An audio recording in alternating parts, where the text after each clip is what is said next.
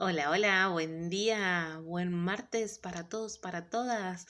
A pesar de las mañanas fresquitas, los días después a la tarde se prestan para estar tomando un poquito de sol, de vitamina D, en el balcón, en la terraza, en el patio, en la vereda, como les digo siempre. Muy bien. Hoy es martes y entonces tenemos que trabajar en el área de ciencias sociales. Como verán, hoy es un día importante porque es el día de la Escarapela Nacional, ¿sí? Entonces vamos a trabajar en el área de sociales, en la portada de sociales y también en la portada de efemérides, ¿sí? Para poder abordar el día de hoy, que es el día de la Escarapela, ¿sí? Para trabajar el día de la Escarapela tenemos que, yo les puse en efemérides un pequeño texto en el cual dice redonda, cuadrada, en forma de cinta o de moño, de tela o de metal. En la actualidad, la escarapela puede tener distintas formas.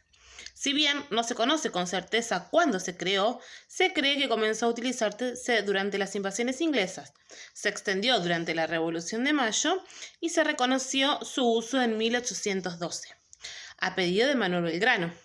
Años más tarde, en 1935, se estableció el 18 de mayo como día para homenajearla. Muy bien. Entonces, yo les puse una actividad, ¿sí?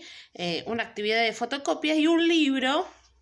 La fotocopia 5 sería, y un libro, no, y un link de un video para que ustedes puedan conocer un poco más sobre la creación de este símbolo patrio tan emblemático que es la escarapela. Como les puse de título, la escarapela fue el primer símbolo patrio. En base a eso, después vinieron los demás símbolos, ¿sí? Así que es muy, muy importante poder conocer su historia.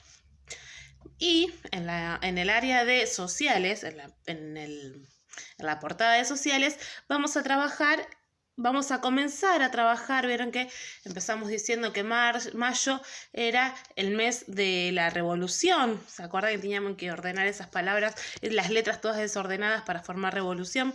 Bueno, vamos a conocer un poquito más qué fue esto, cómo era la vida en la sociedad en esa época antes de la revolución, ¿sí?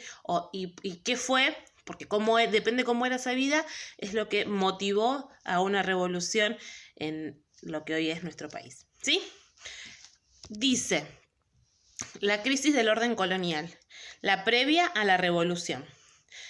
En el siglo XVIII, España reorganizó sus colonias para mejorar su control. Recuerden que nos gobernaba el rey de España todavía. Nosotros teníamos un virrey acá que gobernaba, pero no teníamos autoridad nosotros y nosotras, aquellos y aquellas que vivían en esa época acá, para poder tomar decisiones, ¿sí? Sin embargo, hacia 1800 hay cambios en todo el mundo. Que van a provocar la crisis de este orden colonial y las revoluciones de la independencia. Es decir, que esto que vamos a ver ahora empieza a desmoronarse, empieza a caerse y empiezan a gestar las ideas de revolución, ¿sí? De una necesidad de un cambio de gobierno, de otra forma de ejercer la política y la gobernabilidad en nuestro territorio. Muy bien.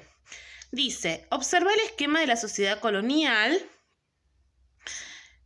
Lee con atención las características de cada jerarquía y escribí el nombre de cada uno donde corresponda. Esa es la fotocopia 4. Pero antes van a tener que leer con atención para poder resolver después la fotocopia 3, en la cual les comenta, les explica en esa fotocopia cómo era la organización colonial en esa época. Después van a ver que que es la actividad, que hay una pirámide. En esa pirámide eran los que estaban más arriba, los que tenían más poder, y los que estaban abajo eran siempre los que eran la base de esa pirámide, eran siempre los más excluidos y los más maltratados y marginados, ¿sí? Entonces, para poder completar, miren, yo les preparé acá para que puedan ver, para poder completar esta actividad, que es la actividad de la fotocopia 4, van a tener que leer primeramente la fotocopia 3 y después antes de cada dibujito, después de cada figura y antes de comenzar, les tienen que quedar completa, ¿sí? A ver a qué grupo pertenece, ¿sí? ¿Cómo se llamaba ese grupo? Por ejemplo, eran el grupo más importante dentro de la sociedad. Solo ellos podían ocupar los cargos más elevados del gobierno colonial. Algunos eran comerciantes autorizados por la corona para participar del comercio con España. Yo ahí, en las actividades, les dejé les dejé la ayudita. Dice que para los miembros no es que tienen que ponerlo en este orden, no es que primero son los esclavos, después los españoles. Yo les puse todos mezclados para que ustedes sepan que tienen que ordenar sí o sí estas 1, 2, 3, 4, 5 jerarquías, ¿sí? Desde los más importantes hasta los menos importantes en cuanto al orden y en cuanto al sistema político del régimen colonial, ¿sí? Después van a tener que responder en el punto 2.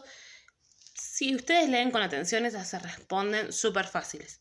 ¿Qué dificultades tenía la corona para dominar sus territorios? ¿Cuáles eran los objetivos de España respecto a sus colonias? Y después van a tener que escribir en la carpeta la definición de mulato, mestizo y casta. Eso no lo tienen que buscar en ningún lado. Está en esa fotocopia. Toda la información que yo les doy, siempre trato de buscar algo sencillo, pero que contenga mucha información para que ustedes puedan solamente prescindir de ese texto, ¿sí? Y poder realizar las actividades. Entonces, súper fácil las actividades de hoy, súper necesarias de conocer y súper necesarias de recordar, ¿sí? Les mando besos, cualquier duda me consultan. Chau, chau.